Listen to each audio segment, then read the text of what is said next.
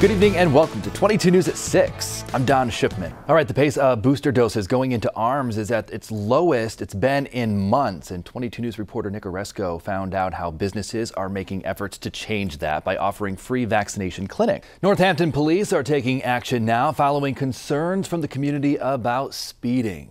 22 News reporter Jillian Andrews is live for us at our Hampshire County Bureau tonight. And Jillian, what's the department doing here to handle this? Okay, so if you spent any time outside recently, you know that it's been very cold over the last several days. 22 News Storm Team meteorologist Adam Stremko is working for you tonight with how this has been impacting the ice on area ponds. Today, the Governor's Council commuted the sentences of 2 Massachusetts inmates, and 22 News State House reporter Jody Reed explains what will happen next.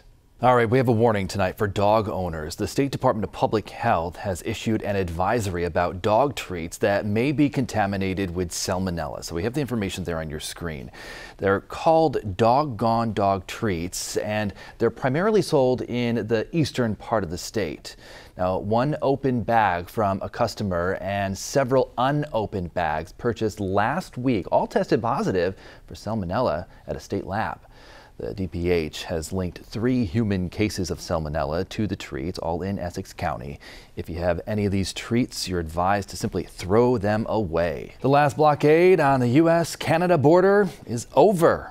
Truckers and farmers moved out today after the Royal Canadian Mounted Police said that it reached a resolution with the protesters. Authorities said that part of the negotiations included ensuring that there would be no charges or arrests against those at the border. The blockade lasted nearly 3 weeks, with truckers protesting COVID-19 restrictions. Representatives from NATO member countries today looked at new ways to beef up the defenses of nations on the organization's eastern flank. Now, the tensions between NATO and Russia over Ukraine prompted the military alliance to discuss efficient methods for deploying troops and equipment. Now, U.S. Defense Secretary Lloyd Austin and his counterparts also plan to weigh the possibility of stationing troops longer term in Southeast Europe, something that could start later this year. Airbnb says it expects bookings to return to pre-pandemic levels for the first time in this current quarter.